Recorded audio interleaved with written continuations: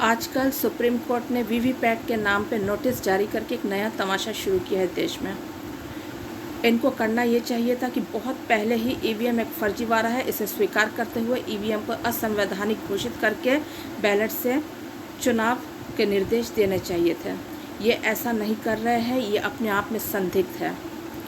आपने देखा electoral bond का जो कानून आया था वो पहले दिन से ही एक आपराधिक कानून था, एक आर्थिक अपराध को अंजाम देने के मकसद से लाया गया कानून था। लेकिन सुप्रीम कोर्ट ऑफ इंडिया इस पर 7 साल तक बैठी रही। जब इनके ऊपर बंगाल भर्ती घोटालों को प्रभावित करने के लिए केसेस इधर उधर करने का आरोप लगने लग गया और पब्लिक ने इनके ऊपर थूकना शुरू किया, तब इन्होंने अपनी खाल बचाने के लिए इलेक्टोरल बॉन्ड को असंवैधानिक घोषित किया।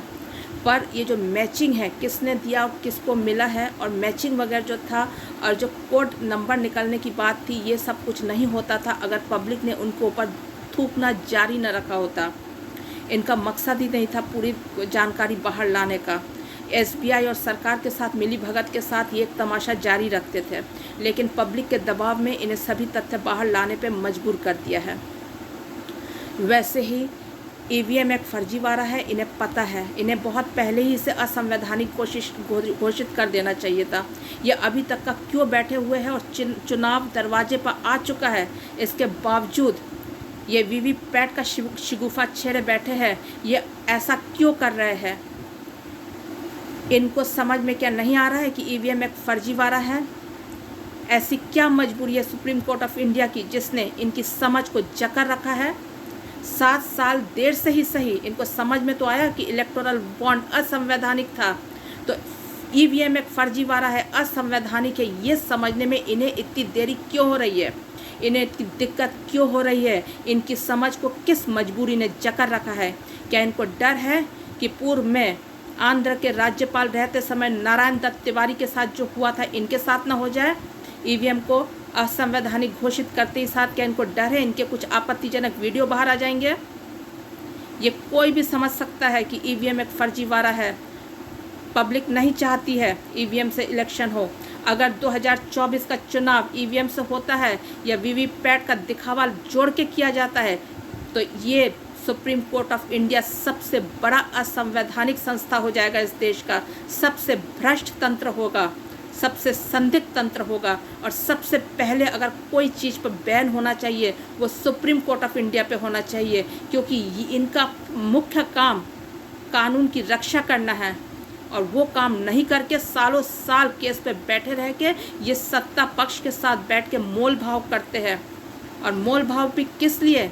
इनके कुछ चारित्रिक दोष छुपाने के लिए, इनके कुछ चारित्रिक दोषों की तुष्टि के लिए, जैसा कि रंजन गोगोई के मामले में हुआ है। रंजन गोगोई एक महिला के उत्पीड़न के आरोपी रहे हैं। अगर उनके साथ षड्यंत्र हुआ है तो वो कौन से सत्ता में बैठे बड़े लोग रहे होंगे, व्यवस्था में बैठे बड़े लोग रहे होंगे, जैसे जिन्होंने ऐसी एक महिला को उनके इर्द गिर्द आने दिया? उनके इर्द गिर्द की व्यवस्था सुरक्षा पुख्ता क्यों नहीं थी? तो सरकार को जवाब देना पड़ेगा। इसकी जांच होनी चाहिए थी, कोई जांच वगैरह नहीं हुआ।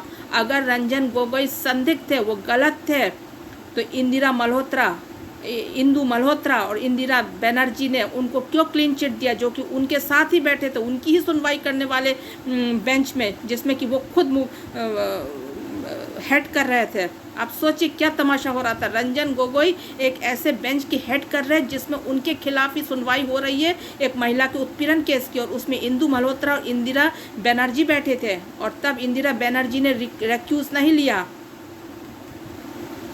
तो सोचने की बात है। और उसके बाद रंजन गोगोई को राज्यसभा भेजा गया, और उनके इन हरकतों को छुपाने के लिए सरकार जो कर रही थी उस समय सबको दिख रहा था, और बदले में उनकी कलाई मरोड़ के उनसे जजमेंट्स निकाले गए। और उस बेंच में जज चंद्रचूड़ भी रहते थे, जिनमें जज रंजन गोगोई से सरकार अपने मन माफिक जजमेंट्स निकालती थी। तो ये है ना कि ईवीएम एक फर्जीवाड़ा है। ईवीएम के साथ अगर 2024 का चुनाव होता है तो देश का सबसे बड़ा भ्रष्ट, संदिग्ध और असंवैधानिक संस्था सुप्रीम कोर्ट ऑफ इंडिया हो जाएंगे, जिस पे प्रतिबंध लगना सबसे ज़्यादा ज़रूरी रहेगा। अभी कलकत्ता हाई कोर्ट में एक सुपर न्यूमररी पोस्ट पे सुनवाई हो रही है।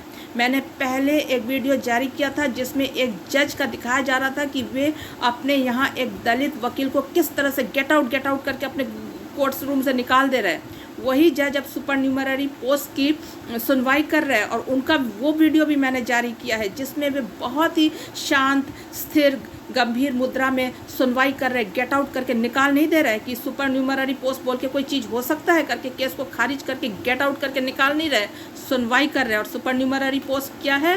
कुछ प्रार्थियों ने घूस दिया है, रिश्वत दिया है सरकार को और नौकरी खरीदा है, और उनने जो रिश्वत दिया है लंबी दूरी में उसकी भरपाई हो जाएगी हमारे खून पसीने की कमाई से उन्हें वेतन दे दे के। जज अभिजीत गांगुली ने उन्हें बर्खास्त कर दिया था। उसके बाद जज अभिजीत गांगुली की जो दुर्गति हुई वो हम सब देख रहे हैं, और जब लगा इनको कि पब्लिक का ध्यान बढ़ गया, अब कोई देख नहीं रहा, तब सुपर न्यूमररी पोस्ट की अपील लेके आए हैं। और जज लोग बड़ी ही संवेदनशीलता के साथ इन केसेस की सुनवाई कर रहे हैं। वही जज जो अपने ही कोर्ट में वकीलों को बेइज्जत करके गेट आउट करके निकाल देते हैं, वो ऐसे केसेस सुपर न्यूमररी के पद नियुक्ति की केसेस की सुनवाई कर रहे हैं जिसमें कि एक तरह से आप कह सकते हैं रिश्वत दे के एंट्री लिए प्रार्थियों को उनकी रिश्वत की भरपाई की जाएगी हमारे खून पसीने के पैसे से। तो आप खुद ही सोचिए कि इस जुडिशरी कितना सर गल गई है, और ये अपने कुछ काले पाप छुपाने के लिए ईवीएम को हमारे ऊपर थोप के रखी है।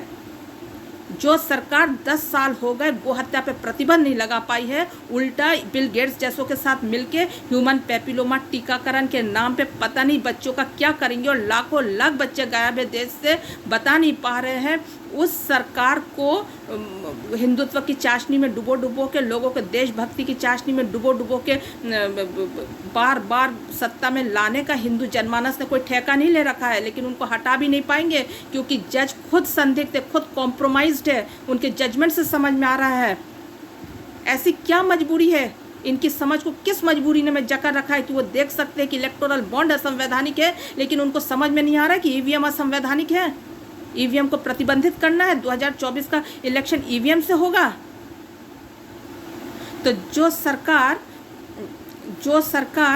10 साल हो गए बीफ निर्यात पे प्रतिबंध नहीं लगा पाई, गो हत्या पे प्रतिबंध नहीं लगा पाई। बंगाल में हमें हर दूसरी गली में, हर गली में हमें हाई क्वालिटी बीफ का दुकान देखना पड़ता है, गौ माता कटी देखनी पड़ती है। देश से लाखों लाख बच्चे गायब है। ह्यूमन पेपिलोमा वायरस के टीकाकरण के नाम पे कुमारी बच्चों के शरीर में पता नहीं क्या इंजेक्ट किया जाएगा कि हमारी पूरी हिंदू आनुवांशिकी बदल जाएगी। ऐसी सरकार को ढोने के लिए बाध्य अगर करती है हमें ये सुप्रीम कोर्ट ऑफ इंडिया, तो सबसे पहले इनको ही असंवैधानिक करार दिया जाए। वंदे मातरम।